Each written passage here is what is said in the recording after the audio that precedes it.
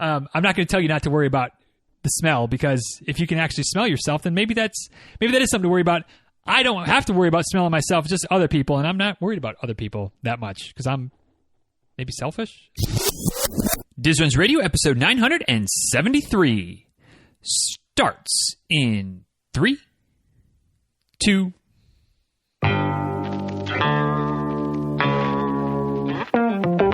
Welcome back to Diz Runs Radio, where I talk with runners from all corners of the running world about running, life, and everything in between. I'm your host, Denny Krahe, and it's just about time to head out the door for an easy run and a great conversation. So if you're ready, then I'm ready. Let's get started.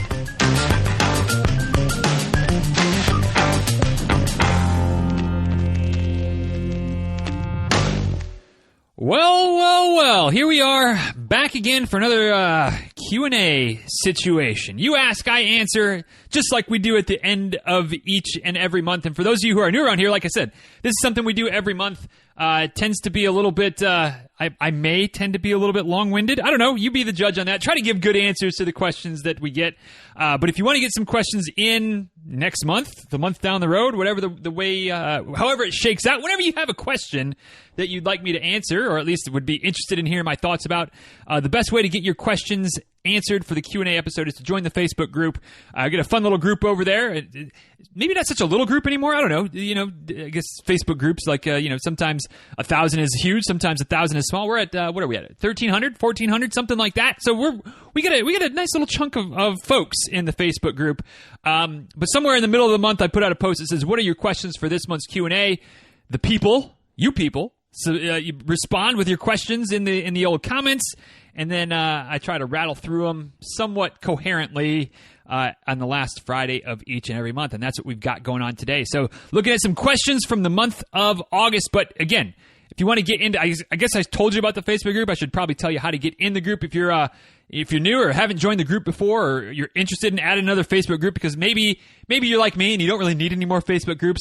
I understand that. But if you want to join what we've got going on and trying to be the best running group on Facebook, dizruns.com/Facebook is the link, or if you just search for the Diz Runs Tribe, the next time you're perusing around, maybe right now you're perusing around on Facebook while you're listening to this, type in the Diz Runs Tribe, click to join, we'll let you in, and as long as you don't prove to be a pain in the tuchus, we'll welcome you with open arms, keep you around, and again, look for those posts in the middle of the month for questions, and don't just wait for those to chime in, though. Chime in, share some stuff, post some wins, post some struggles, crack some jokes, tell some memes. No, tell some memes, tell some jokes, post some memes, but make it fun. Make it what we're trying to be. Like I said, the best running group on Facebook. So anyway, let's get into the questions, shall we? Because there are a few. I didn't even count them this time. There's 59 comments. Not that there's 59 questions, but there's 59 comments. A few of them have some replies and some follow-ups and some things like that. So I don't know, maybe 30 questions. We'll see. Going to be a long one. Buckle up. Hopefully this is a long run for you if you're listening on the run, because we're gonna be a minute. But let's get cracking. First one from Lesterburg in Dakotas, in South Dakota. Here we go. How well does training for a long flat race translate to a slightly shorter trail race? And I said South Dakota, North Dakota, whatever. They're all the same. They're all the same, John. How well does training for a long flat race translate to a slightly shorter trail race is the question. Honestly, I would say quite well. Quite well. And here's why. I mean, like, aerobic fitness is aerobic fitness. And yes, on the surface, they're two different things. And on the surface, aerobic fitness is aerobic fitness. We'll get into this a little bit later with another question. Running fitness is running fitness, even more specifically. So while you're training for the long, flat race and not doing as much climbing, as much vertical, as much up, as much down, and all those things are certainly different. And all, the specificity of running uphill, of climbing, of hiking up, of running down and opening up your stride and going so you're not beating up your quads too much and just beating up your body too much in general. Like, yes, in an ideal world, you'd be able to train for something like that on some trails, getting used to reacquainting with the technical requirements of running on the trail and just the difference between climbing and descending and running flat. At the same time, if you've been training for this long flat race, this 24-hour type of race, like your running engine is strong. And so, like, yeah, you might struggle a little more on some of the uphills. Some of the climbs might be a little bit more of a challenge than they would have been had you had more time to train on some hills. But I think what you'll find is for your slightly shorter trail race coming up after the long flat race, you're not likely gonna fade nearly as much towards the end of that race as you might have had you been stronger on some of the hills, had you done more training for the shorter trail race, just because of that aerobic base, that running base that you've built up, logging so many miles, so much time on your feet. Those gains are going to transfer well. Again, is it perfect?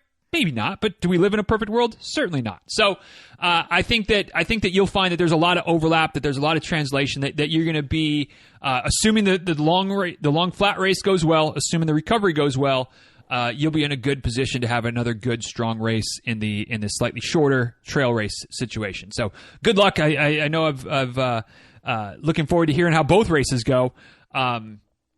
But I would be pretty confident that you're going to be in a good position for race number 2. So thanks for the question, John. Another one from John as well. Follow up: burrito or chimichanga?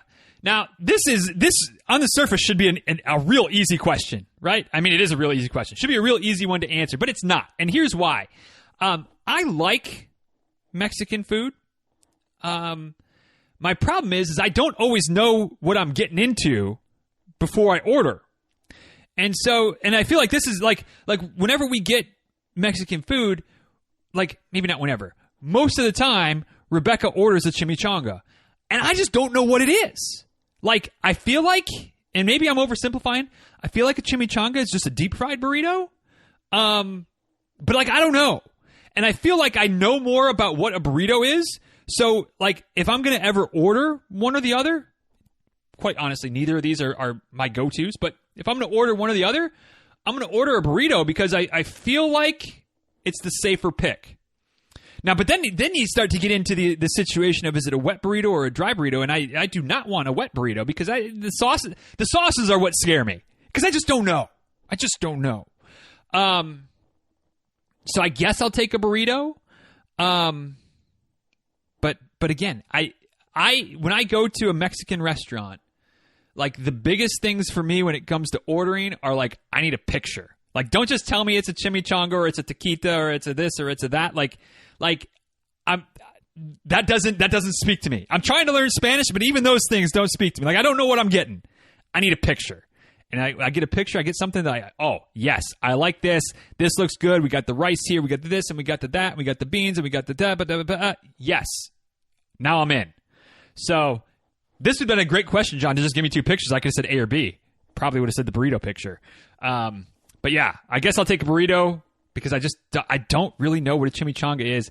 Even though that's what Rebecca almost always orders, I still don't know. And I want to know. But thank you for the questions, my friend. Next batch coming from Kansas, from Ryan's first one. Race pace. What are your thoughts on going for a pace faster than what 99% of your training has been?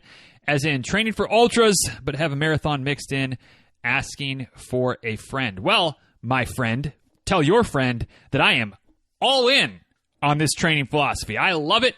As a heart rate training guy, I mean, this is pretty much what I do. At least pretty much what I've done for every race I've run in the last 3.5 years. You know, since 2017, since December 2017, when I started down this little heart rate training path that I currently am on. Every race I've run has been way faster. My pace for the race has been way faster than the vast majority of the training I've done. Except for, maybe Marine Corps wasn't, because just all the hills, like, I just knew that I wasn't gonna hammer that day. But even then, like, I bet if I went back and looked at my pace for that race in 2019 versus what my paces were for normal training runs at that time, I can almost guarantee you that it was faster. Maybe not significantly faster, but certainly faster. But the races that I've PR'd, both marathons and 50Ks, definitely was running 1 minute and 30 seconds per mile faster over the course of 4 hours, 5 hours, 6 hours. I mean, absolutely. So yeah, I'm all in on the idea of racing faster, because ultimately, that's what, whether it's heart rate training, effort-based training, 80-20, MAF, zone 2, whatever, Like those are the principles. Those are the sound foundations of training your aerobic system to be a better endurance athlete, is to train low in terms of intensity, train low in terms of effort. And then on race day, like, you can just get out there and go. So, not like you're going to try to run your marathon at a sprint pace after training for an ultra, but yeah, you want to go out and push the pace a little bit, listen to your body, trust what it's telling you, and go. Like, you're going to be fine. And unless you way overcook it at the beginning, you'll probably be pretty darn strong at the end because of all the training you've done for your ultra, time on feet, yada, yada, yada. All the things I say every month, all the things I say in half the quick tip episodes, you're going to see it play out firsthand. Or your friend, sorry, Ryan, your friend is going to see it play out firsthand. And your friend is going to be pleasantly surprised at how well he or she feels at the end of the race. So tell your friend he or she is in a very good position based on all this ultra training that they've been doing, and now just jumping into a marathon. NBD. Next question from Ryan. What are some little-known destination races with smaller field of runners, like not a major marathon major or major city type of race, that are musts or highly recommended by you? So great question, but I'm going to caveat this question, or caveat my answer by saying, something that I feel like I've been pretty consistent on, and that I'm not going to recommend a race I haven't run. So, which dramatically cuts down the number of races I could mention, because I've heard so many great things about so many small city races or small town races, or small destination-y type of races, or maybe not even what you would necessarily consider a destination, but could be a destination. Maybe not like beach tropical destination, but I've heard lots of things about smaller races, which certainly my cup of tea. I like a race with maybe 1,000, couple thousand people at the most. That's perfect for me. So some races I've run that would fall under that definition, if you will, as far as race size, maybe a little bit flown under the radar type of races that I would certainly recommend. In no particular order, one would be the Pocatello Marathon in Pocatello, Idaho. Again, maybe not your ideal destination, but like when I got out there, I was in this is coming from a guy who hasn't spent a lot of time in the mountains. So just the mountains in general, just like inspire awe and beauty for me. But like, it was beautiful out there. And I wish I had more than like a day to have been out there. But there was all kinds of information as far as like springs and hiking trails and like outdoorsy types of things to do. But the race is over like Labor Day weekend annually in Pocatello, Idaho. Easy flight into Salt Lake City, like a 2-hour drive, and pretty easy drive. So like, I feel like that could be a again, it's not a tropical destination, but like if you like some outdoors and some springs and some hiking and some just kind of small town, cool marathon, almost all downhill, which can give you a little bit of a boost if you're comfortable running downhill. Small race, like, definitely recommend the Pocatello Marathon. It's not a lot of hype, not flashy, but small field that I would recommend. I would absolutely go back and run Pocatello again. So there's one. Another one on the list, Big Beach Marathon. Maybe that's a little more destination-y because it's on the Gulf Shore of Alabama. Problem is it's in January, so it's not like exactly beach season. But if you're coming from, again, it's all relative, right? If you're coming from Fargo or from Vermont or from, somewhere up north where you got 8 feet of snow in the middle of January, 60-degree day on the beach might sound pretty tropical. So, Big Beach Marathon, again, smaller field. And I guess full disclosure, like I'm kind of partners with the Junction 311, which is the group that organizes that race, puts it on. But I had a good time there. You might be alone a lot, especially for the marathon. Lots of kind of zigzagging through like maybe it's a state park. I don't think it's a national park, but whatever. Through like a wetland preserve area. But good environment, good vibe, good post-race situation. At least, probably maybe not so much. I don't know what it's going to look like this year again with the pandemic continuing to be a factor, but post-pandemic, it'll be a great kind of post-race party situation. So I would recommend that one. And again, that's in January in Alabama. Kiowa Island in South Carolina. That was a good one. The Kiowa Marathon. And of course, all these have like a half. I think half of them have a 10K as well. So different distances if you're also not looking just at the marathons. But small island on the coast of South Carolina, the ocean coast. definitely a destination resort type of island. They have some major golf tournaments there. They've had the PGA Championship, I think, a couple times. So lots of golf. If you're into golf, like there's a good way to go run and play some golf, or maybe family plays golf. But that was a good one. Definitely small, and that was. It's been a while since I ran that one. I think I ran that one in like 2012, maybe. So it's been almost a decade. So maybe that race has changed a little bit since then, but it was pretty low key. Lots of backs and forths because you're basically running all around the island and ins and outs of neighborhoods and cul-de-sacs and things like that. So lots of bobbing and weaving, but a fun race, small race, which again always is a fan for me. Very, very flat. Maybe the flattest race I've ever run. So again, if that's your jam. On the flip side, not so flat, but also a fun race in Roanoke, Virginia, the Blue Ridge Marathon. Big fan of that race. Not an easy one by any stretch. Lots of mountain running and ups and downs and things like that, but great crowd support. And another one where I wish I was there for more than just like the race weekend, because the town looked awesome. Like lots of things going on. Downtown was happening. But I was like in and out in 36 hours or something like that. So I didn't get a chance to really experience much of the Roanoke situation, but I would go back there in the spring. I think it's an April race usually. And the last one on my list that I'll give a plug for is the Celebration Marathon, which I guess I'm giving a plug for all of these. And I don't have any connection to any of them, but the not the Blue Ridge, but the Big Beach. But Celebration is just up the street from us. It's basically across the street from Walt Disney World. Also in January, it's a couple weeks after the Disney Marathon. And so, that one could be a great one as far as if you're looking for a Disney vacation situation, Disney destination, but you're not necessarily into Disney race situation, the Disney race experience, the Disney race cost. Celebration is like $100. Not cheap, but not Disney cost, certainly. Not too expensive by, race registration fees. And it's like you could easily stay at Disney, like a 10-minute Uber, if that, to get across the Celebration. Run there, go back and enjoy Disney for the rest of the time you're there with your family, things like that. Late January, so the weather's usually pretty decent. Maybe a little chilly for the locals down here, but again, if you're coming from somewhere out of town, somewhere farther north, you're not going to complain about Florida in January. And oh, by the way, if anybody wants to join the party this year.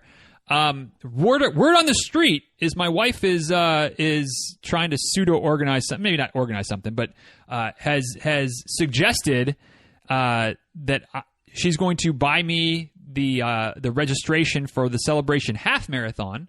I'm going to actually try to race the half marathon, which I haven't done in like 7 years. But run a good hard half. You can run the full if you want.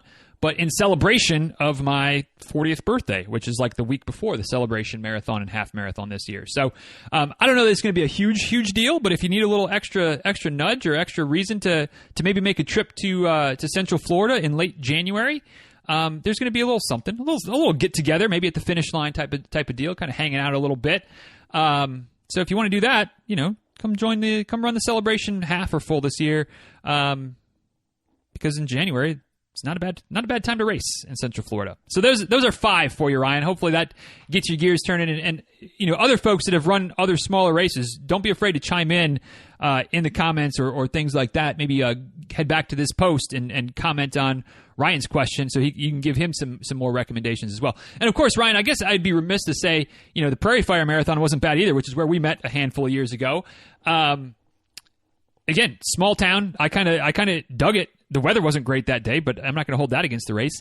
But I don't think I had the greatest experience overall just because the weather was miserable that day. Post-race, I didn't really enjoy any of that stuff because it was gross out, as you well remember. But the Prairie Fire Marathon would be another one that I enjoyed.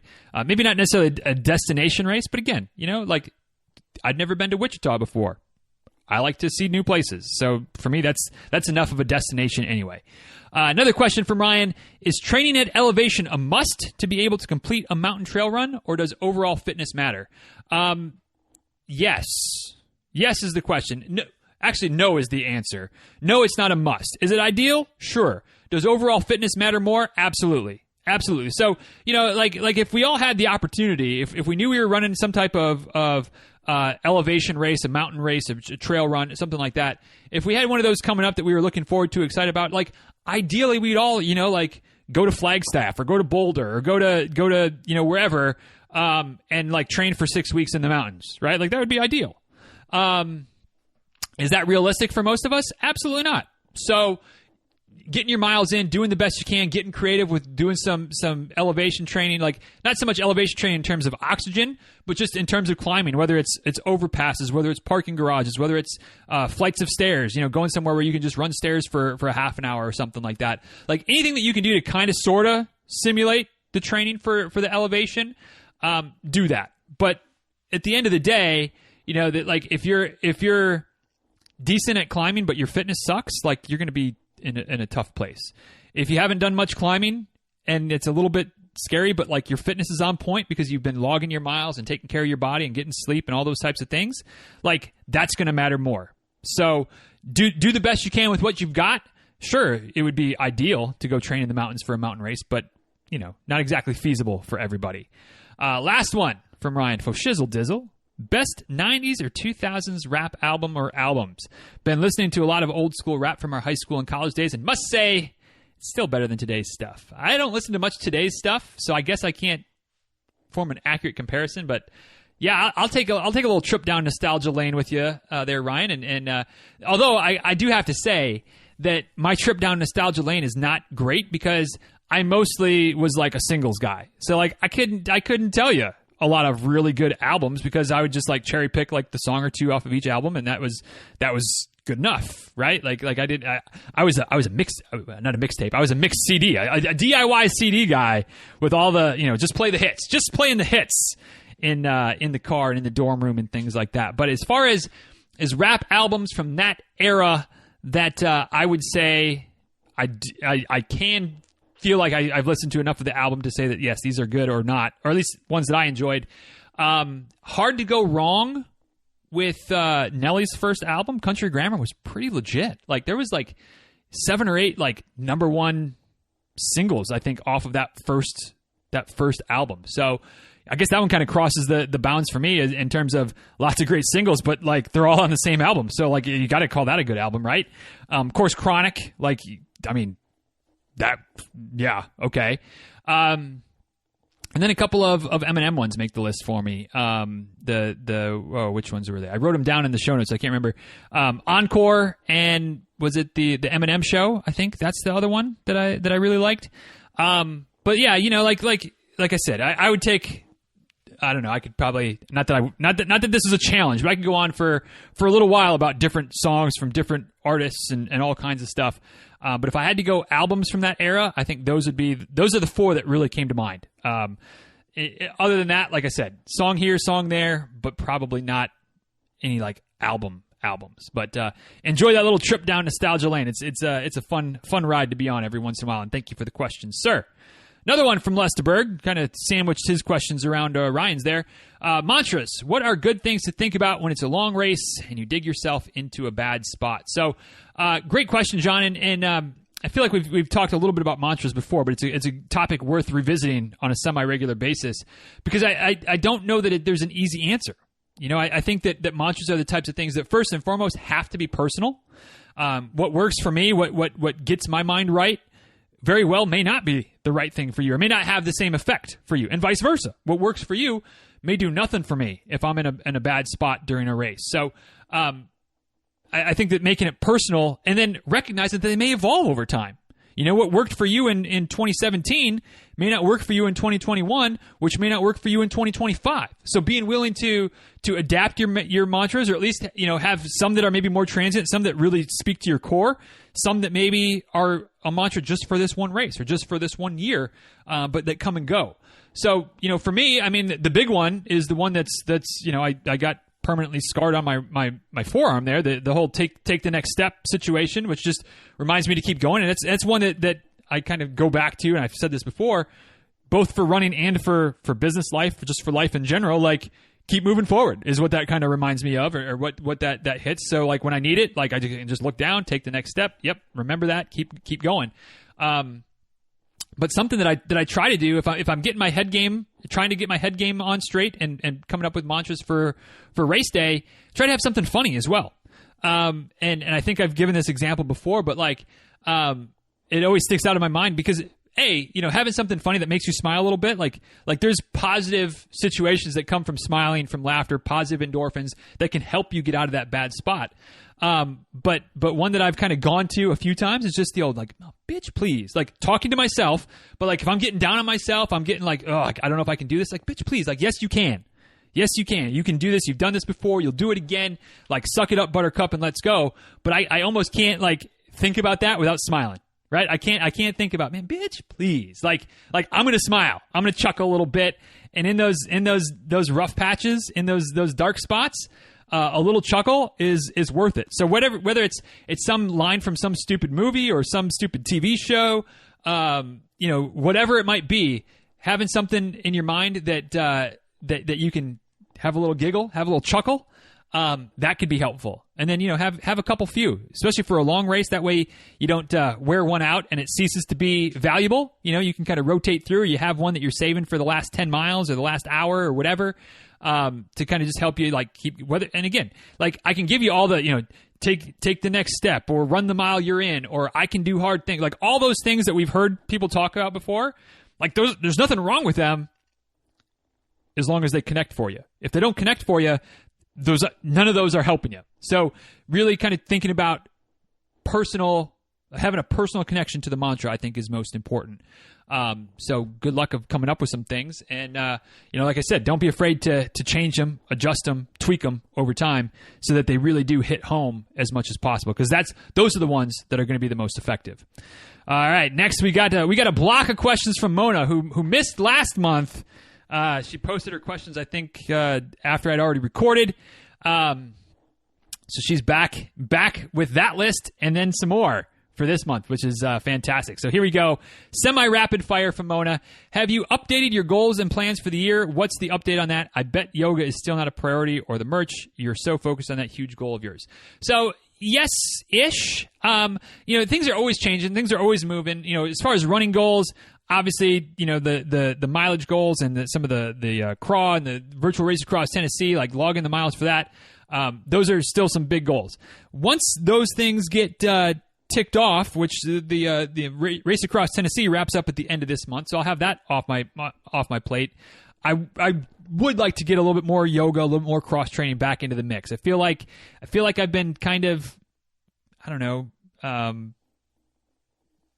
not setting myself up for failure, but maybe kind of like, skating on some thin ice on that front lately. So, I don't want my mileage to go down dramatically because we still have to finish our race race around the world, and make sure we get that silver buckle and get all the medals and things like that. But if I have to pull back a little bit of mileage to make sure I'm doing some of the yoga and maybe a little bit more biking, I think I'm okay with that. So yeah, I mean, yoga is not like a high priority, but it's something that I'm not like just giving up on. Certainly not giving up on for the rest of the year. Merch, like, yeah, it's kind of, it's a little bit more of a priority. But it's not like, I can't pretend like it's like number one because it's not. There's other things as far as taking care of the athletes I coach, taking care of the podcast, taking care of writing my emails. Like there's other things that are certainly higher priority level. But I do want to get that out. I do have some plans to make it happen. Just have to implement them, right? Just have to execute on them. Just have to make sure there's enough hours in the day to make that happen. But like nothing really has dramatically changed. Just sometimes the priority levels go up and down. But the goals are still more or less for the year are the same. And quite honestly, in the big picture, in general, like I'm pretty happy with how this year has gone so far. Could it be better? Sure. Are there things that have kind of slipped under the priority list a bit? Of course. But overall, I think that the goals I set in January, like we're still on track on a lot of fronts. Certainly not all of them, but I think that's okay. So I'll certainly keep you all posted. And when the merch is available, Mona, you'll be one of the first to know. I promise you, you'll be one of the first to know. Next question. Are you planning to get Dean Karnassus on the podcast regarding his new book? No. Not that I wouldn't like to talk to Dean again. He was on, I don't know, a year and a half ago, something like that. Actually really enjoyed talking to Dean, maybe more so than I thought I would. But I'm not going to chase him. So if his people reach out and say, hey, we'd love to have him come back on the show to talk about the book, I'll welcome him back. But I'm not going out of my way and it's nothing against Dean. It's nothing against Dean. In fact, of the kind of the pseudo elites, not the pseudo elites, but the people who make their money, make their living from running, he'd be at the top of the list of people I'd legitimately enjoy talking to again. But I like talking to you guys as much or more than I like talking to some of the higher profile folks. So I'll let Dean make the rounds on some other podcasts, and it seems like Kipchoge's making the rounds on some podcasts right now. Which, I mean, I'd love to talk to him, but I'd love to talk to you guys too. So, whatever. If he comes back, cool. If not, no worries. But it's not, there's not some plot or some scheme that I'm on to try to make it happen. It's just, if it happens, it happens. Next one. Which role do you like more in a podcast? Having a guest, being on the other side of the microphone, or just rambling on stuff that you want to ramble on? Note to self, apparently I ramble a lot when I talk to myself, which is not wrong. Side note for Mona, I really enjoy when you're speaking your mind all by yourself. Well, thank you. I appreciate that. For me, it's I like them all. I like talking to other people. I like having interviews on the show. Sometimes I don't know that I really like doing these solo episodes. I don't dislike them. But I feel like, I don't know. I feel like they're the ones that people tend to really enjoy, and it gives me a chance to coach a little bit, right? To try to help a little bit, which I don't always get a chance to. Like, I'm not getting on my soapbox when I'm having a guest on the show, right? Like, we're shining the light on them. So the solo episodes do kind of give me a chance to do that a little bit, try to get some of my thoughts out there, hopefully help y'all along the way.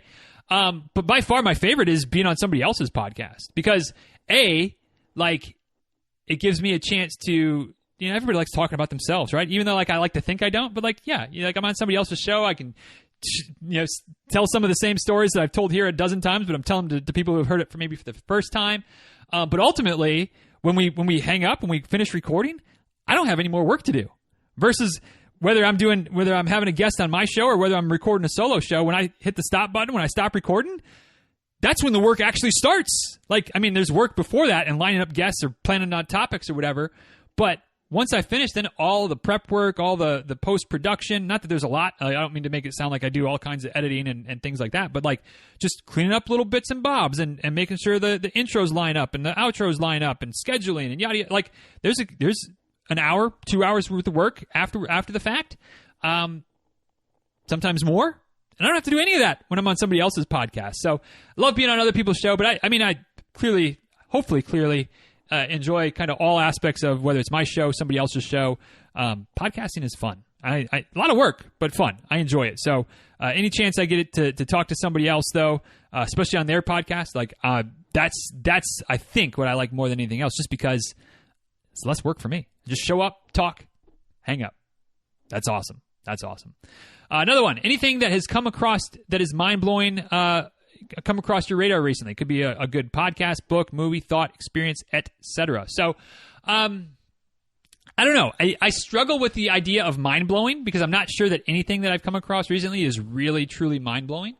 But some things that I've enjoyed recently, and I'm trying to remember because I should just pull up the post that I wrote because I know I wrote the answers there. But a few things of late that have been of interest to me. SiriusXM has been, I don't know, certainly not mind-blowing, but I've gotten into, I've gotten comfortable with the idea of paying for satellite radio, which I never thought would have happened. But when we got Rebecca's new car earlier this year, it came with, the typical standard free trial of SiriusXM. And not that I drive her car that often, but the times I would, and of course they have Dave Matthews Radio, so you'd be able to listen to Dave Matthews Radio or 90s radio or 90s hip hop. Ryan, the 90s old school hip hop, 90s and 2000s rap. So I get some of that fix. They also have the Lithium channel number 34, which is all 90s alternative and grunge, and which is my jams from I'm more of a 90s grunge guy than a 90s anything else kind of guy.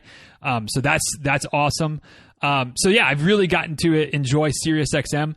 Other things that have been pretty good times of late.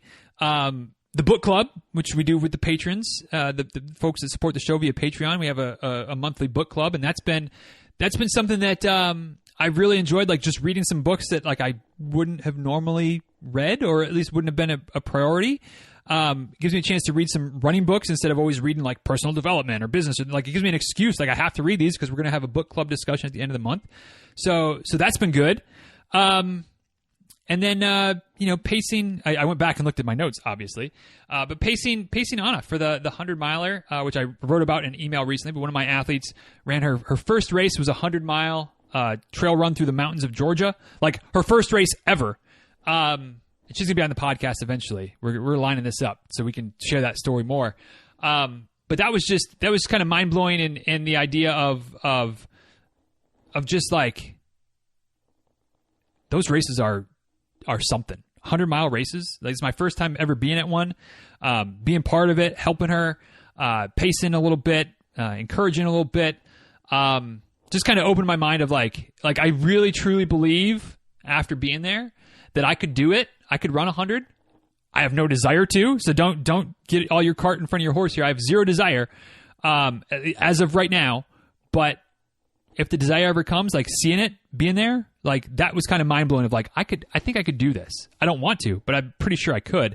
So that was a little bit mind blowing. So there's a few things, I guess, of late that have kind of come across my radar that are at least mind opening, if not mind blowing. But that was a good question, Mona. I appreciate that one. Couple more, because those are all the ones from last month. So now a couple new questions. What is the difference between intervals and strides? So this is one that we've talked about before as well. And again, there's so much confusion around strides that I think is probably good to maybe go back to it. But I think the reason there's so much confusion about strides is that there's every person, every coach, every runner feel like there's different definitions of what strides are or how to best do strides. Basically, strides are a type of interval, but they're usually shorter in duration and sometimes shorter in intensity than a lot of other interval type of workouts. So like an interval workout is just any type of like usually hard fast, right? So it's like it might be like a quarter mile hard effort with a quarter mile of a recovery effort to catch your breath and then go again. X number of intervals, how many you would do. It could be longer, it could be mile intervals or mile repeats, it could be half mile, it could be 3 minutes, 5 minutes. Like you can do intervals in any number of ways, but it's just kind of like usually a ping pong in between something hard and something a little bit easier to catch your breath, recover, lower your heart rate before you go hard again. Strides are kind of like that, but usually they're very short duration, like 20, 30 yards. So, might take 20 seconds, might take 30 seconds at the most usually. You're not going all out, but you're going like faster than 5K effort. So it's like you're running hard, but you're not full sprinting. And you do it for a very short interval. And then sometimes, like when I do strides and when I prescribe strides to my athletes, I usually just say mix them in as part of your workout. So mix them in as part of your easy run and easy run. So, it might be out for a 5 mile easy run. You do a mile or mile and a half to kind of warm up, kind of just make sure you're loose. Mix in 3 20-second strides over the course of the next 3 miles, and then you do a mile cool down, good to go. Some people only do them, or some coaches prescribe them at the end of a workout. So you do your 5 miles easy, and then you do 4 strides at the end, after you finish your easy run. But the difference, I guess, is that the amount of stress that usually, physical stress, that strides build up is usually very minimal because you're only doing a handful. They're pretty short duration. They're not maximum intensity. Versus the intervals, you're either doing a lot, they're longer duration, the intensity is higher, so it's a lot more physical stress. So, that's the main difference. They're both helping to lock in good stride patterns, muscle recruitment, things like that. It's just how much wear and tear do they tend to give off. Strides tend to be less because there's just shorter duration, lesser intensity. So I don't know if that makes any sense still. I like I said, I know I've answered this question before. I'm sure I'll answer it again because it's confusing. It's confusing, but kind of like, all squares are rectangles, but not all rectangles are squares. I feel like all strides are intervals, but not all intervals are strides. And if you haven't heard that squares are rectangles thing before, I may have just blown your mind. But if you think about it, it's right. All squares really are rectangles by definition. But not all rectangles are squares. So there you go. Last question from Mona. I always feel like you have been asked every question before. Is there a question that you think you might not have been answered? You might not have been asked before that you'd like to answer? Not really. Nothing comes to mind. Although, I'm sure if I stopped and thought about it for a bit, maybe there'd be something. But I'll wait for y'all to answer. I'll wait for you to ask it, Mona. I know you'll come up with some more questions next month. Some of them will probably be things that I've never really been asked before. So do your best or your worst. But thanks for all the questions, Mona. Appreciate you, and hope you have a great rest of this month. And we'll get some more questions from you next month for sure. Next question from Karen. Do you think doing 1 mile trial run during marathon training is beneficial? If so, how many times would you do it? I am not sure I completely understand your question, Karen. I'm gonna make the bold assumption that you missed a word there, and it should be, do you think doing 1 mile time trial during marathon training is beneficial? If so, how many times would you do it? And if that's not what you meant, then please let me know, so that I can maybe try to better answer your question in the way that you meant it, because I'm going to go with it this way. I think it can be beneficial to do a time trial during marathon training, do multiple time trials during marathon training. I don't think it's like mandatory. I don't think it's like going to be a game changer for you. Because, if you're doing a 1 mile time trial, in theory, you're selling out for a mile, right? You've got this route that you run regularly, or it's not regularly, but every time you do a time trial. So it's the same route. You get your warm up in, you sell out for a mile, and then you're gauging your progress in terms of how well, do you improve? Does your mile time trial get faster over time? And during the course of a marathon training cycle, I think you could see some benefits. I wouldn't do them very often. I wouldn't do them very often in general, as far as like every week or like that's too much. But like, every month or two, maybe like that might be enough time to see some progress. So maybe I would do, during a marathon training cycle, maybe it makes sense to do kind of one at the beginning, one in the middle, and then maybe one like a week and a half or 2 weeks before the race to just kind of see how some of that top end fitness is playing out. But the reason I wouldn't put too much weight into it, or why it wouldn't be necessarily mandatory, is that it's not like you're going to run your marathon at your mile time trial pace, right? Like you're not going to sell out for one like you would in 1 mile for 26.2. And so no doubt that it's beneficial in terms of just overall fitness, the reason that speed work is helpful, right? No matter what type of distance you're training, as far as bone strength, muscle strength, form improvements, muscle recruitment, all those types of things, you're going to get that by doing the time trial and doing some of the speed work and stuff that's associated with it. So it's not that it's not beneficial. I certainly don't think it's necessary. I haven't prescribed a mile time trial for myself or an athlete that I coach in a long time. Not that I think they're bad. I just think there's other measurement tactics. For myself, it's the math time. It's the math type of situation. For some, it's more of a 5K, or it's certain workouts, or just when there's a race, like using that. But yeah, again, in isolation, do I think doing a mile time trial during marathon training is beneficial? Sure, because it's a good workout. Good workouts are good workouts, no matter what you want to label them as. But I wouldn't overdo it. Like I said, every 6-8 weeks maybe. So again, one early, one middle, one towards the end. That'd be a good mix. And again, hopefully that was your question, Karen. If not, let me know, and we'll try again. Next question from Jennifer. Does one train to race short or long only in terms of distance races, or both? For me, Jennifer, this is one of those where it's totally up to you. But there's a lot of overlap in terms of training for short races and long races, in terms of, some of the things that we've kind of talked about before, just like running fitness is running fitness. And, if you're getting enough miles in, being consistent with your training, taking care of your body, doing the little things, those types of activities, it doesn't really matter whether you're training for shorter races. And again, short and long are all relative. For some people, the marathon is a short race, those crazy 100-milers and beyond people. For some of us, half marathon is a long race. Doesn't matter. But I feel like you can definitely train for both if you want to run both. Not that you have to.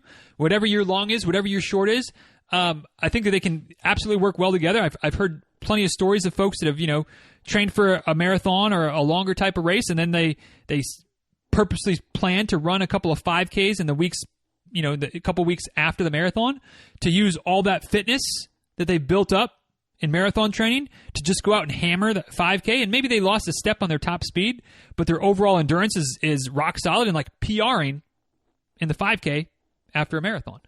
So I think that they can work together. And of course, racing long can help you race short, but racing short and focus on your speed can help you with some of the longer stuff too.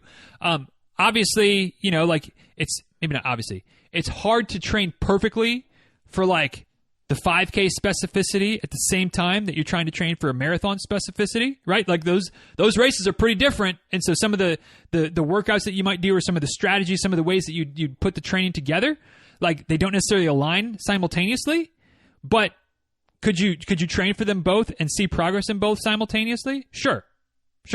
I would say you'd probably gear your training more towards the longer race and trust that the benefits are going to pay off in the shorter race, and try to train for the shorter race and hope that you have the endurance for the longer. That would be dicey. But you can absolutely train for both. You absolutely train for both if you want to run both. Totally up to you. But to me, that's where running is, you could, like, whatever you want to do, whatever works for you, we can find a way to make it work. And certainly training for different duration, different length races at the same time, not that difficult, not overly complicated at all. So, saddle up, whatever you want to run. Let's make it happen. Next two questions from Thessaly. Favorite jerky? Jerky sticks, Slim Jims, good old fashioned jerky, steak chunks, any flavor preferences. So I enjoy some good jerky. And if I had to say like my favorite, it would be, it's probably something pretty basic. I don't like real spicy foods of any type, really. So something like a mesquite, or something like peppery, something like that. Beef jerky, something, just kind of your standard, basic, nothing too fancy. Like, I'm down with that. I'm not going to turn down a decent jerky that's not too spicy, but like I don't really like the sweeter stuff. Not that I dislike it, but like that's not what I'm going to go for. I'm not a big fan of like chicken jerky or poultry jerky of any type, turkey jerky, ostrich jerky. I've had them all. Like, they're not bad, but they're just like not my favorite. A little more exotic stuff, like bison, elk, venison. That stuff's good. It's harder to find, right? So like my boring answer is like, yeah, just like and not like Slim Jim. Like, that's not jerky. Like, let's not kid ourselves. Like I want real jerky, like strips of meat, dehydrated, seasoned, something salty, peppery, maybe a little barbecue-y, not too sweet. That's my go-to, but as long as it's not super spicy, I'll pretty much take whatever I can get. So yeah, I enjoy a little bit of jerky now and again. Another fun question: who would be your quote unquote dream person to go on a run with? This is a tough question for me because I'll run with just about anybody, but there's nobody like, oh my God, I hope that so and so would ever, I would ever have the chance to run with them. Like, I'd love to run with lots of people. I'm not like, my heart's not set on anything. But then I get sentimental, and I think this would be my answer. And it's not dream necessarily, but like, I guess my person I would love to run like a race with at some point would be Addison, right? Like have her be, old enough, whether it's maybe even grown, maybe once she's out of high school, out of college, kind of settling in with life. And if she, 20 years from now is like, hey Dad, would you run a half marathon with me? Like, that would be pretty awesome. Outside of that, like, take it or leave it with literally anybody else. Like, whether it's Olympians, whether it's famous people, whether it's folks in the group. I mean, I'd love to run with all of you, right? Like, I know we're going to get a chance to run with a handful of you at Ragnar this year, which would be awesome. But like, no offense to Thessaly or anyone, but none of y'all are like my dream person. Like, I would love to run with you, but like my heart's not going to break, like I'm not going to be devastated if we never got a chance to run in person. Hopefully we will at some point. Hopefully like those opportunities will present themselves. But like, I think it'd be cool to run with Addison. Like, I think that'd be pretty neat. And so then I get to that dad point where it's like, I don't want to force it. I don't want to I want her to either come to it or not on her own volition. And right now she's 7, so we got plenty of time to see if she will or won't. But I guess that would be my dream person to go on a run with. And the reason Rebecca's not on the list, I've already run with Rebecca. I'll continue to run with Rebecca. I enjoy running with Rebecca. But I don't like, would it be my dream person to go on a run with them if I've already run with them? Like, I don't think that is the spirit of the question. So there's my disclaimer to not that she'll listen to this, but y'all don't need to go rambling to her like, oh yeah, he would rather run with his daughter than run with you. Like, no. I run with Rebecca on occasion. I always enjoy it. Haven't really. I mean, I've run a little bit with Addison, but not enough to really count. So those are my disclaimers, right? Keep the household happy. That's always first and foremost. Next question from Georgia. Chris asks, "What do you mean it's time for questions? Where did August go? Man, time flies when you're having fun, my friend." But yeah, August is about done and dusted. On to September. But I know for us in the South. All these summer months just like all kind of run together because it's still just hot and we're still not like, you might start seeing the pumpkin spice stuff start popping up in places, which is bananas. And that's a whole nother rant for a whole nother day. But it still feels like it's freaking July, even though it's the end of August, and it's still going to feel like that for another month or two. So yeah, I don't know that I realized that August was wrapping up until I looked at the calendar. So snap, we got to do this. So yeah, I get you. Time flies. But I hope things are well, Chris. Next question from Lewis. What if Nike made carbon-plated shoes for junior speedsters? How would it impact their performances? Well, I mean, I guess, performance enhancers are performance enhancers, right? So it'd make them faster. I don't know. I mean, who cares? Like, shoot them up with some growth hormone while we're at it, as far as I'm concerned. I guess the technical answer would be like, it would depend because you have to be able to exert enough force to get any real benefit from the carbon-plated shoes, at least as I understand the physics of it. So, like, if the kids aren't heavy enough, aren't strong enough, aren't able to generate enough force through their foot with each stride, then it would just be a really expensive shoe that had no benefit. But as they get older, as they're able to just have enough body weight, have enough force production, of course it would make them fast. I mean, yeah. Of course, it's a performance enhancer, just like the HGH, just like the steroids, just like the whatever. Apparently, this ones are ones that we're not afraid of, so it's okay. But yeah, I mean that's what it would do. They'd run faster, all right. Like that's just how that would work out. Hopefully, they don't ever go down that route, but I'm sure they will because then they'll have a better chance of getting a scholarship or whatever, which is bananas, but. I've been on my soapbox about carbon-plated shoes before. I'm sure I'll get it on there again. We don't need to introduce that to AAU track or middle school track or whatever. Like, just let the kids freaking run and stop with carbon-plated shoes. My goodness. But thank you for the question, Lewis. I appreciate it. Hope things are well for you. Next question from Alan. If you're going to be running a local race for the first time, should you scope out the route and do some training on it?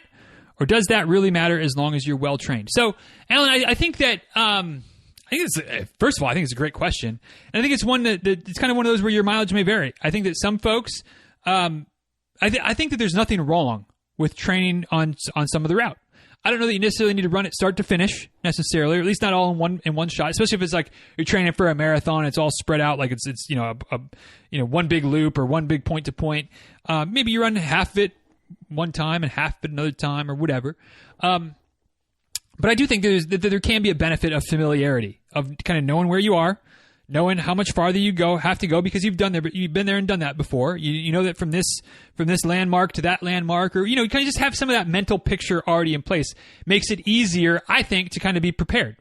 I know that sometimes when I'm running and like I might know I only have 3 miles left in the race, but it feels like a lot longer because I don't know kind of what the terrain is going to look like in front of me. Is it going to be, is it mostly a straight shot? Is it a bunch of winding S turns? Are there some hills? Like I don't know. And that kind of stuff can get into my head a little bit versus if you've run the route before and you know that from mile 24 to mile 26 or mile 10 to mile 13 or whatever, you know what's coming. That can help set your mind a little bit at ease, which can certainly help performance.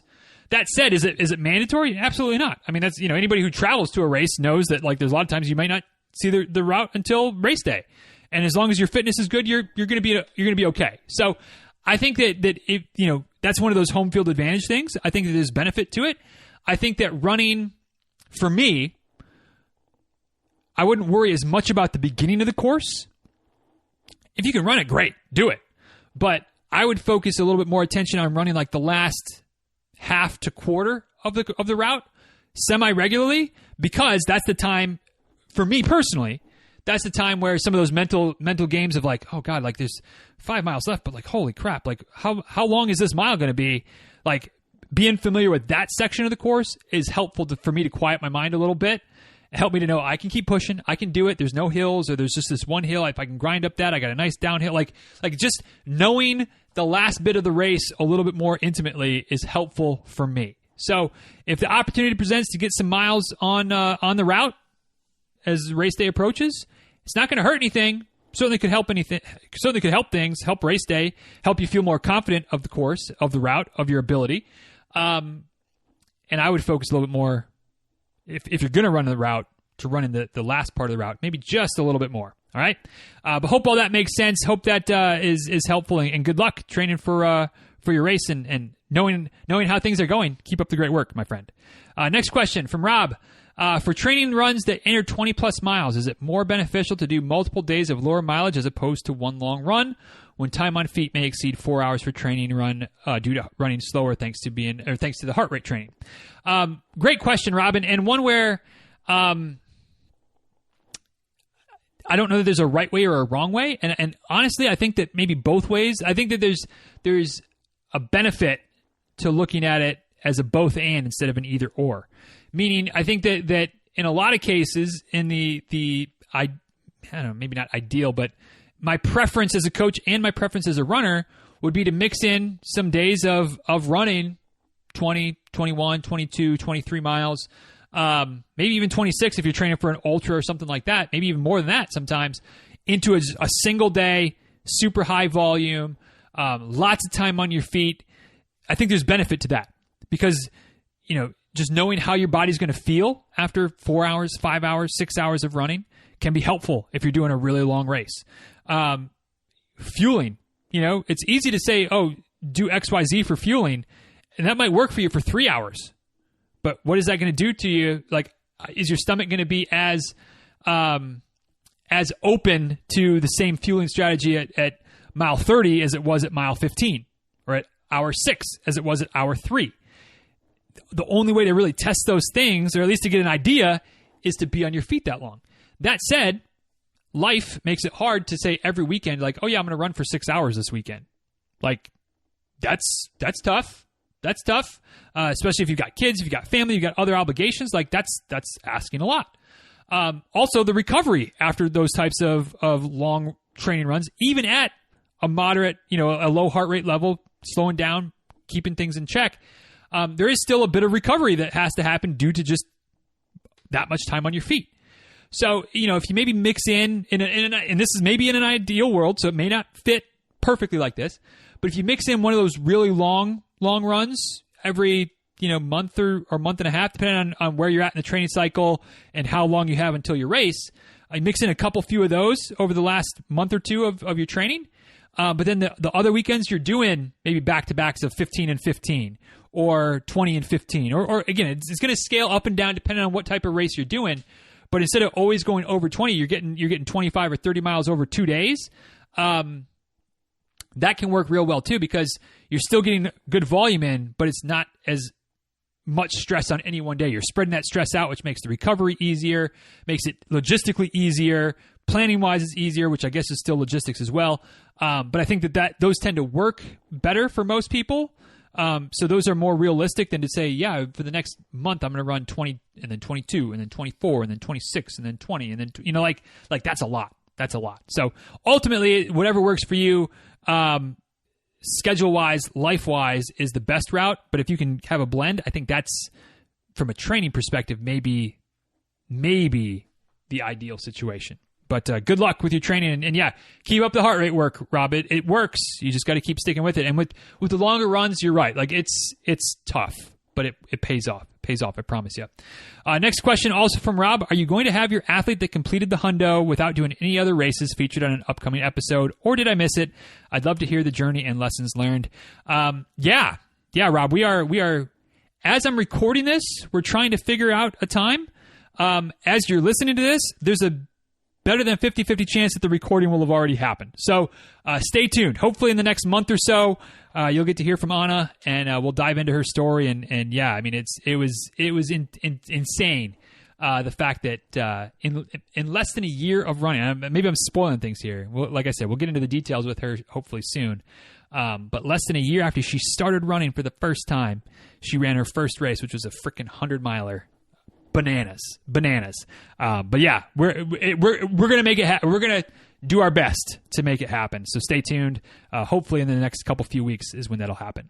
Or is when you'll hear it. Hopefully, it already happened. Hopefully, it's already recorded, and you'll get to hear it soon. Next question from, let's see, I just hit something and scrolled. There we go. From Karen. Any advice for someone sick of marathon training? Yeah, I mean, I guess the first bit of advice, Karen, is to stop training for marathons. Now, that might be very superficial and very and very not practical, because maybe you've got a race that you're planning for in, a month or two from now. And so you kind of have to keep training for it because you're going to run the race. But if you find yourself, and back to my original answer, stop training for marathons, it's not uncommon for somebody to have been training for marathons and running marathons, for a few years, kind of just get sick of it, burnt out of the idea of always having to have these long runs semi-regularly on the calendar and maintaining that type of fitness and the recovery and yada, yada, yada. Like, nothing says you can't take a year break from marathon training. Maybe run some half marathons. Maybe run some 5Ks. Maybe focus on triathlon or cycling or CrossFit, or still doing something to stay active, still doing something to stay fit and healthy and working out and improving your fitness overall.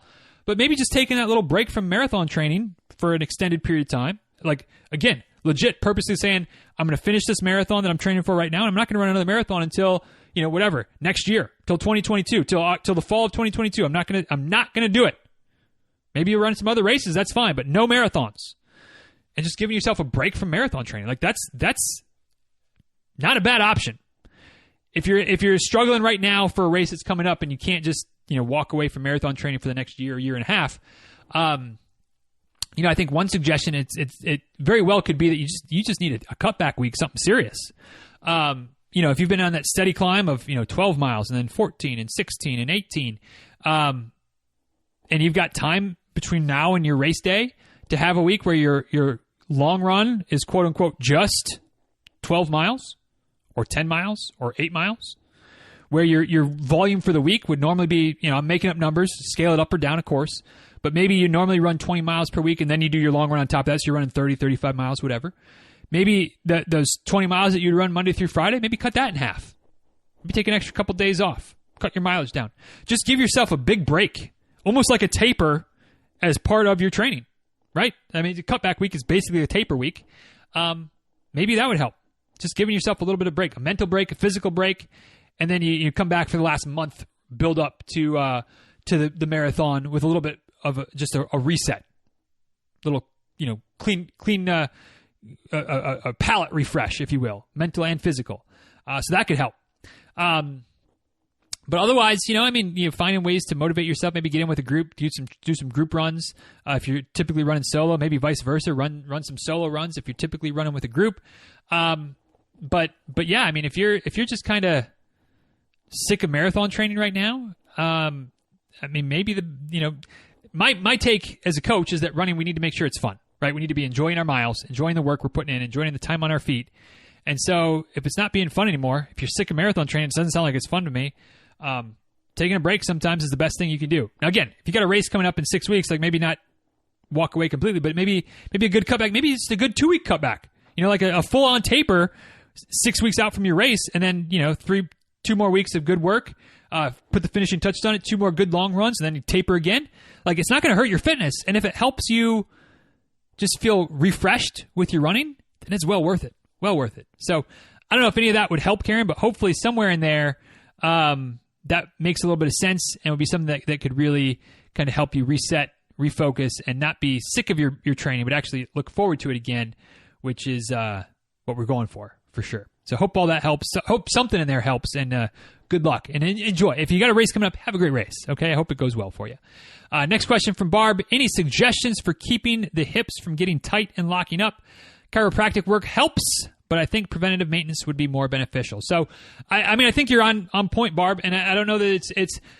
I feel like this is one of those questions that maybe, and probably read into this, but maybe one of those questions where you're kind of looking for some silver bullet when there is no silver bullet. It's just the obvious things, right? Like chiropractic work helps. Getting things back realigned is great, but if you're not doing the stretching, doing the foam rolling, doing some of those mobility exercises, maybe working on some strength training exercises to balance out. Maybe your glutes are weak, but your hip flexors are tight. So if you can strengthen your glutes, that'll help to lengthen your hip flexors. Those types of things. Like it's preventative maintenance. I mean, that's you're right. I think it would be more beneficial, certainly longer lasting beneficial than just getting the adjustments at the chiropractor. But it's not complicated. It's not the hard part is in doing it consistently, as I know all too well when it comes to foam rolling, yoga, things like that I've been really slacking on lately. And not for nothing, my hips, they feel like they're getting a little bit tighter too. So maybe you and I both, Barb, need to work on just getting on the roller, doing some stretching, maybe a little bit of yoga, maybe a little bit of strength work, maybe all of the above, the occasional chiropractic work, things like that to kind of help things keep moving in the right direction. But yeah, it's not complicated. It's just doing it that's hard. But preventive maintenance is a thing for a reason, and I believe very, very beneficial, maybe the most beneficial thing we can do. So getting on the little things, maybe you just need that little nudge. Hopefully you just need that little nudge, Barb, to make it happen, and I need that little nudge myself a lot of times as well. So good luck. Next question from Sherry. What method do you use to determine your race pace for a marathon or a 50K when you've been doing most of your training with heart rate and have thus been running at an easy pace all the time? I mean, I don't really have a method, Sherry. I just run. And I know that might sound a little bit dismissive or a little bit like I'm oversimplifying it, but really that's what I do.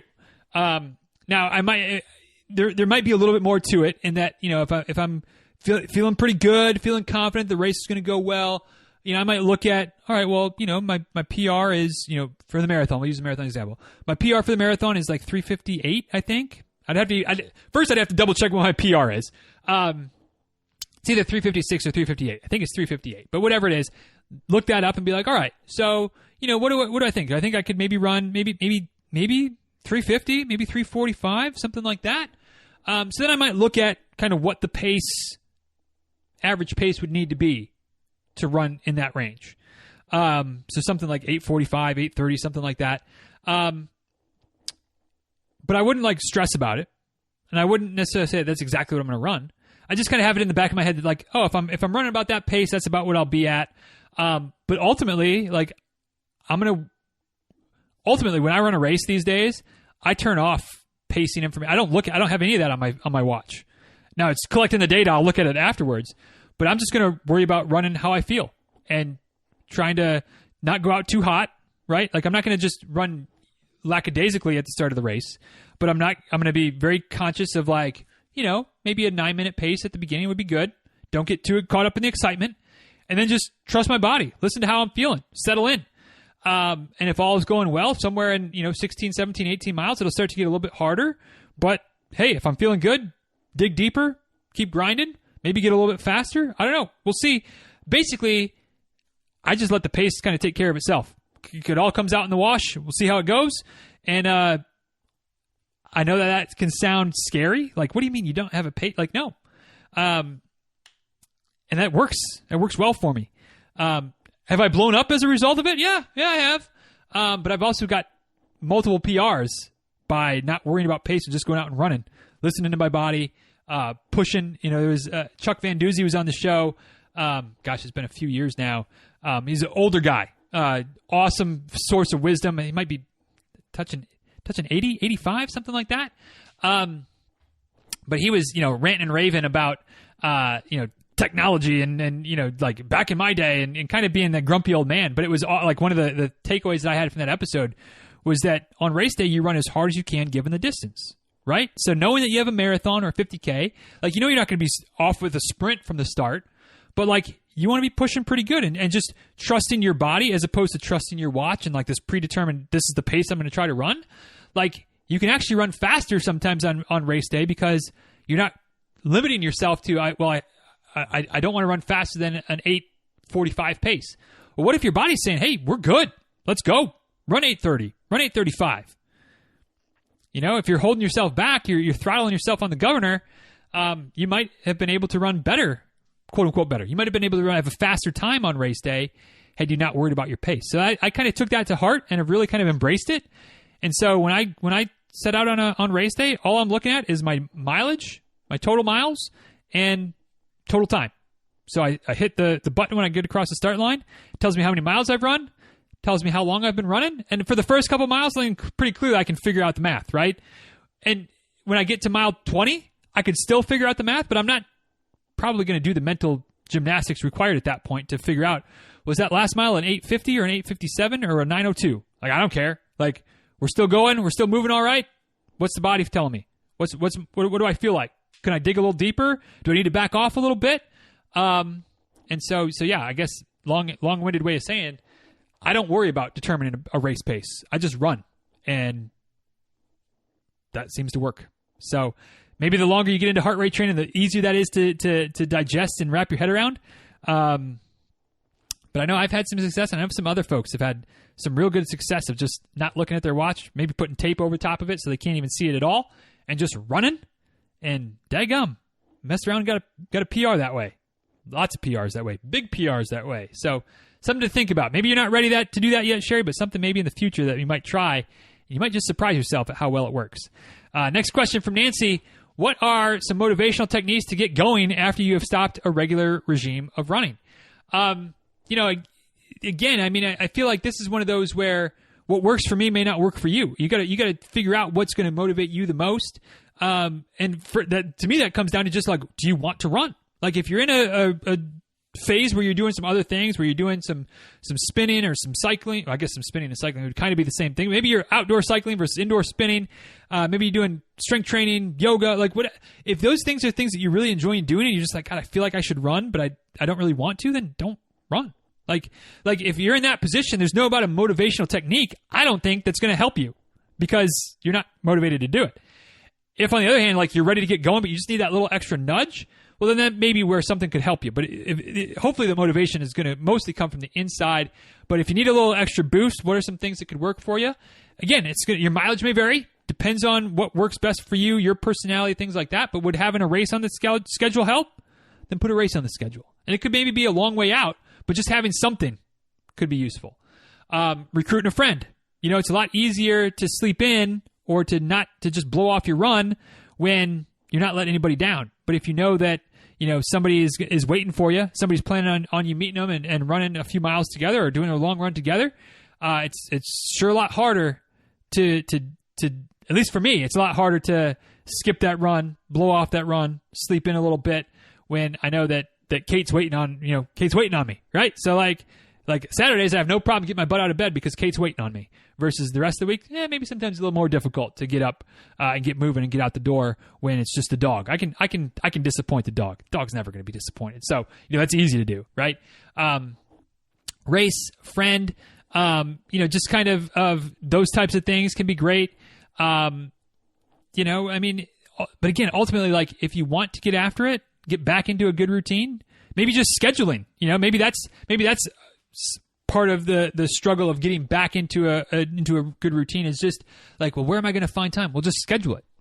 If you're a real schedule oriented person, put it on your schedule, make it happen. Like, and again, maybe none of those would work for you. It all depends on what works best for you.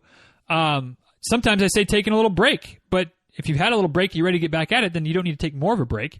But then maybe another thing to maybe not so much a motivational technique, but a thing to watch out for is to not worry too much about your data right off the bat. Like you might be running fewer miles. You're probably going to be running fewer miles than you were before.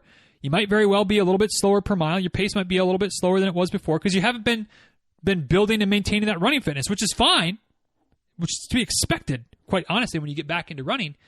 So don't hyper analyze your data and be like, well, shit, like how come I'm 8 seconds per mile or 12 seconds per mile or 40 seconds per mile slower? It's because you haven't run it much in 6 months, but you've been doing all these other things. So your fitness is good. You just need to remind your body of how to run and it'll come back relatively quickly.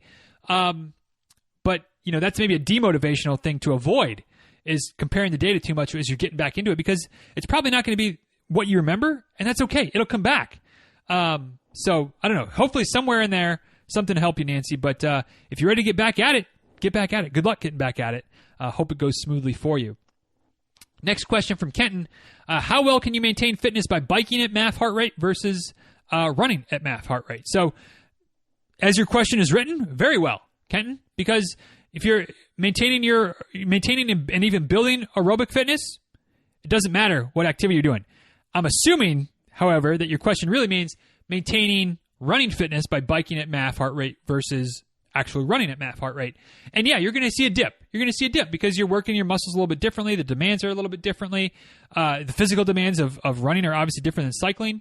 So yeah, you're going to lose a bit of running fitness. I'm not going to try to tell you otherwise. You're going to maintain and build your aerobic fitness though by continuing to be active, continuing to work in that aerobic zone. So when you get back to running, it's not going to take you that long to make up for the ground that you lost. All right. Now that long might be a couple weeks, might be a month, depending on lots of variables that there's no way we can get into here, but it might even just be a few days. So, when it comes down to it, yes, specificity matters, but the bulk of the equation, if you will, of building and maintaining running fitness is just building and maintaining overall health and fitness. So if you're on the bike and you're focused mostly on biking right now for one reason or another, are you going to lose a little bit of running fitness? Sure. Is it going to be a game changer when you start running again? No. Like you're going to maintain so much that you just got to fine tune a little bit. And again, it might take a few weeks. It might take a little longer than that, but way better than by not training, by not being on the bike, right? So I wouldn't worry. Whatever you're going to lose, I wouldn't worry too much about it because it's not going to take you that long to get it back. And kudos to you for worrying about staying in the right zones, building that aerobic base. It's going to serve you well. It's going to serve you well, my friend, whenever you get back to running near term or long term. All right. So thank you for the question, sir, and hope things are going well for you and yours these days. Next question from Sherry. Best laundry detergent to get running stank out of your clothes. I could do a skunk run and no one would notice. Well, Sherry, you have come to the wrong person for best laundry detergent advice because, as I may or may not have mentioned at various points over the years, I have arguably the worst sense of smell of anyone in the world. And so I just use whatever normal laundry detergent, and I don't know. I mean, maybe Rebecca would tell you that there's some stank in my clothes, but whatever. I'm not worried about it. So I have no idea, but thankfully Ryan chimed in and said, gave his 2 cents that he's found that OxyClean Odor Blasters has worked well for, and it's even labels on there for sweat, musty towels, and body odor. So apparently there's some heavy duty something in that OxyClean detergent that has worked well for him. So I'm gonna yield the floor to Mr. Ortiz and allow him to say that the best thing that he's found is OxyClean Odor Defense, or what did I say it was? OxyClean Odor Blasters, because I have no idea. So good luck. Hopefully it gets the funk out of your clothes. But maybe just, hopefully it works. Hopefully it works. I'm not going to tell you not to worry about the smell, because if you can actually smell yourself, then maybe that is something to worry about. I don't have to worry about smelling myself, just other people, and I'm not worried about other people that much because I'm maybe selfish. I don't know. Anyway, thank you for the question, Sherry. Good luck getting the stank out of your clothes, and hopefully Ryan's suggestion will work for you. Next question from Kevin. Have you used any blood testing services like Inside Tracker, Blueprint, etc.? Either way, curious to your thoughts on them and how it's helped. So no, Kevin, I haven't, and I think I've said this once or twice. I bought an Inside Tracker test like 4 years ago. I've never used it. I probably should, but my thoughts on it, and I guess my hesitation, my reason that I haven't followed through on the one and have no real plans on doing it anytime soon is not that I don't think there's value there, because I do think it is valuable. I think it's very much something that we could learn a lot from and try to optimize, what your blood is showing you, right? As far as levels of this hormone, that hormone, vitamins, minerals, etc. The problem is those tests are not cheap. At least the good ones, the real in-depth ones, they're not cheap. I wouldn't argue that any of them are cheap, because I think they're the cheapest ones are like $120 or $130, and to me that's not cheap. I don't know, whatever your budgetary constraints may or may not be, but to me that's not cheap. But then the real in-depth ones are like $400, $500 a month, or not a month, but $400, $500 a test. But to really get the value out of them, you need to be testing semi-regularly, at least quarterly, maybe even more often than that, so that you can see how the changes you're making, how the supplements you're adding, or the changes you're making dietary-wise or whatever, how they're working. Do you need to up the dose more? Do we need to, all right, are we good there? Like whatever. And so while I'm intrigued, while I think there's value there, financially, I just can't afford to be taking one of these tests every, 4, 6, 8 weeks to really get the most out of it. And ergo, to take one test every 6 months or one test every year, like, then you're just kind of like, there's too much of a lag time in between tests to know if what you're doing is working. So, like, what's the point? Is my perspective on it. So, I think they could be valuable. I think that that's something that in the future, whether it's for these types of services or whether it's just for healthcare in general, I think that that's untapped potential and something that hopefully will become more economical. And when it does, I'll be first in line because I think there's a lot of value there. I just can't swing a $500 test that frequently, or even a $150 test frequently enough to make it worthwhile right now. So, again, your mileage may vary, and if you can afford it, or if you can justify it, or if you're already getting it for other medical reasons, so your insurance covers it, I'd be all aboard. But it's just like I'd have to pay out of pocket for all that stuff, and it's just not happening right now. Just for fun, next question from Kevin: what's the highest elevation you've raced or run? I am not entirely sure, and to be honest with you, Kevin, I was way too lazy to go back into the archives of my Garmin data and my Strava data to check it. Off the top of my head, I would say that the highest elevation that I've either raced at or run might have been Pocatello. I want to say that race, we started at the top of the mountain for sure and ran downhill into town. I want to say we started at like 6,000 feet-ish, so that's pretty high. Maybe Blue Ridge. I don't think we ever got that high, but I think Blue Ridge had more elevation change throughout the course. Certainly had way more climbing than we did at Pocatello. So it'd be one of those two as far as like actually being a runner at the time. I did have a couple of summers where I spent a few weeks out at in Estes Park, Colorado, like Rocky Mountain National Park, which I think like just town is at like 8,000 or 9,000 or maybe even 10,000 feet. And I ran a couple times up there, but only like a mile and a half. And like, I don't remember feeling like I was sucking wind any more so than I was sucking wind anyway, because I just wasn't in shape at the time. I was not much of a runner. Like a mile or a mile and a half was a pretty big run for me. And I don't remember it being any harder than my runs at sea level at that time. But if that counts, then that's definitely the answer. Estes Park, Colorado, definitely the answer of the highest elevation I've ever run. Never raced there, but I've run there for a couple miles. Race, I think, would be Pocatello. I think. But then I was all downhill. And to be honest, I didn't notice being short of breath there either. But I'm not saying I wasn't. I'm just saying I didn't notice it. So I don't know. Not that you asked if I noticed it, but those would be my answers, Kevin. So hope all that made sense. Thank you for the question, sir. Really appreciate it. Getting into the final stretch-ish. I think we got 7 questions, something like that. First one from Barb. I have a 25K and a half marathon scheduled for 2 weeks later. What would be the best protocol for the time between the two? The plan right now is to run the 25K relatively easy and race the half. I mean, I think that if that's the plan, Barb, you hit the nail on the head. That's exactly how I would handle it. Running that 25K is as an easy run, last long training run before the half marathon. And for those that don't speak metric, a half marathon is like 21.1K. So you're going a little bit longer. You're going probably about 14 and a half miles. Actually, no, you're going 15 and a half miles in a 25K because math, 5K, 3.1 miles, 5 times 5, whatever. So you're going 15 and a half miles for the 25K.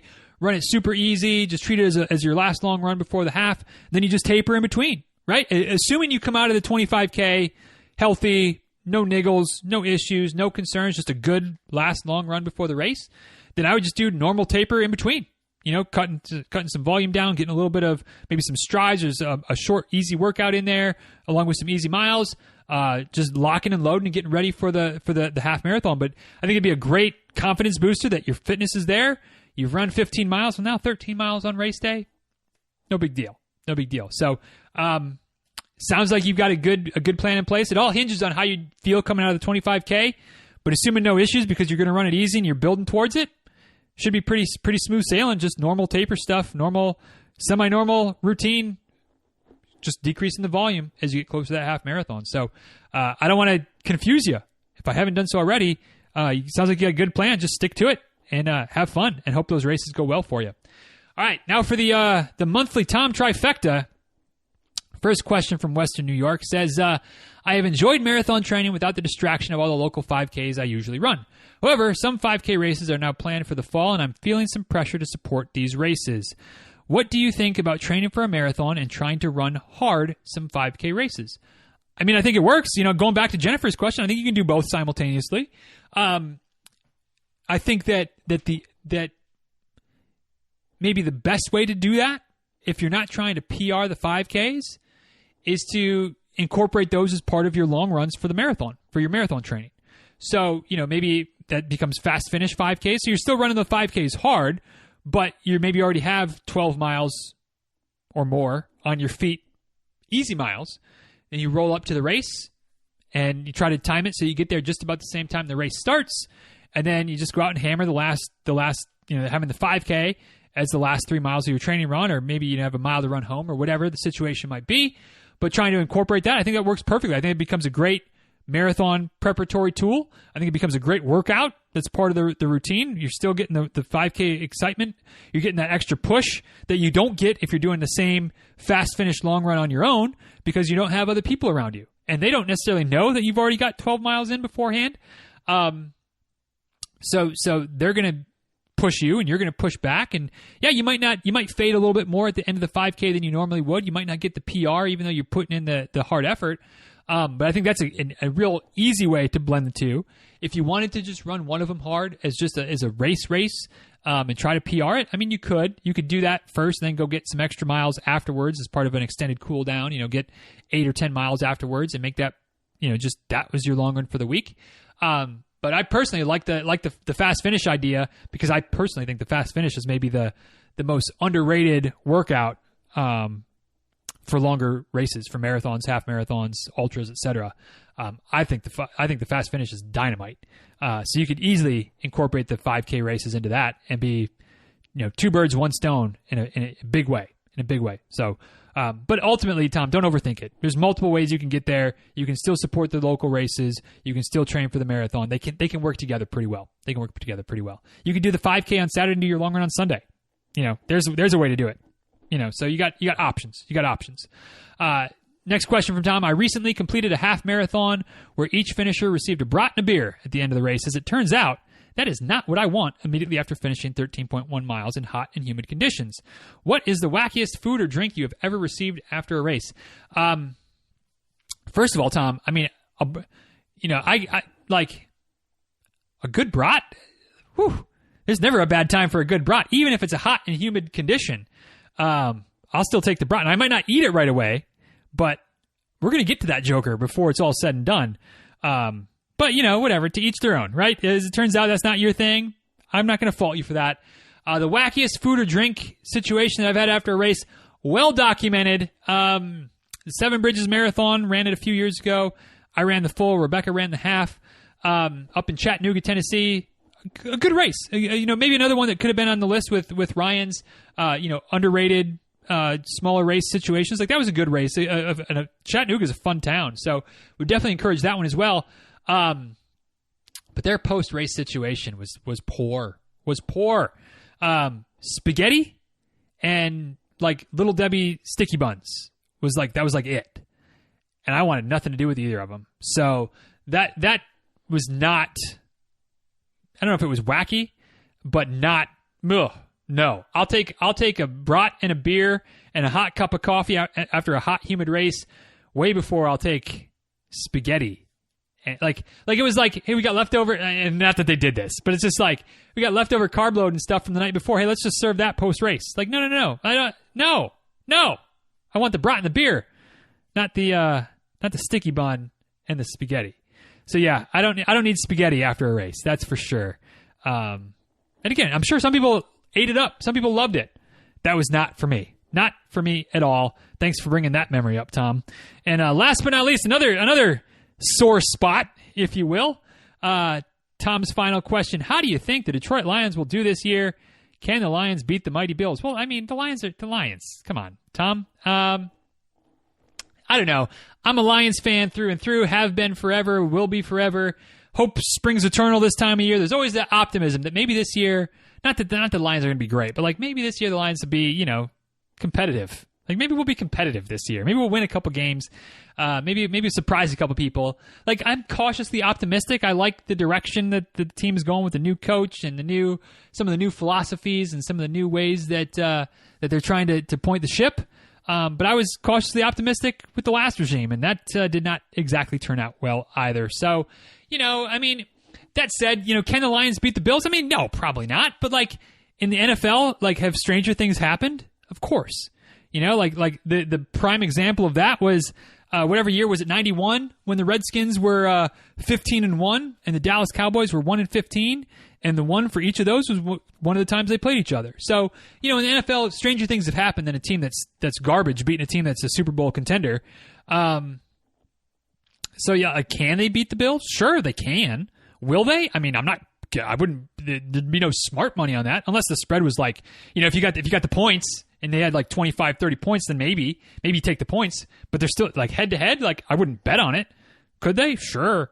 Will the Lions do? I mean, if the Lions win 7 games this year, that would be a pretty successful season for the Lions this year, probably.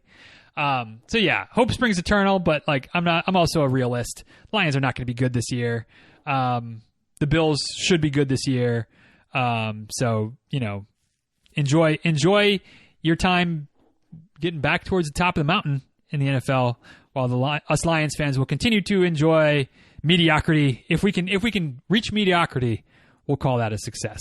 So yeah, thanks for the questions, Tom. As always, 3 to go. First one from Hilda: if you don't finish a race, do you still accept the medal? My last race, I took a wrong turn, didn't realize it until it was too late.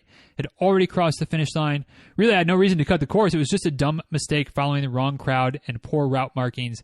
I told the timing director as soon as I realized it, not sure if I wanted to return the medal or not. I mean, I think that in that situation, Hilda, like I would have no problem accepting the medal, keeping it, like an honest mistake, something that you didn't necessarily set out to do anything wrong. Now, obviously, I wouldn't take any type of age group situation, because, clearly, if any type of finishers, any type of podium situation, yeah, like that, I wouldn't be able to happen. But just like a finishing medal, yeah, okay. Now, if there was another reason I didn't finish the race, then I maybe would have a little bit different. Personally have a different feeling.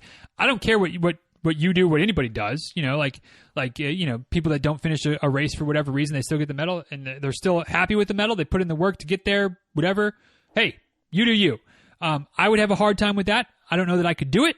But in that specific situation, yeah, I think I would take the medal as long as it wasn't something totally ridiculous where you were running a half marathon and you end up running 8 miles. But that would be pretty obvious, right? If you end up running 12 miles instead of 13 because you missed a turn, yeah, I mean, I would still take the medal. Just make sure that I wasn't bumping somebody out of a podium spot, because that would be pretty shitty.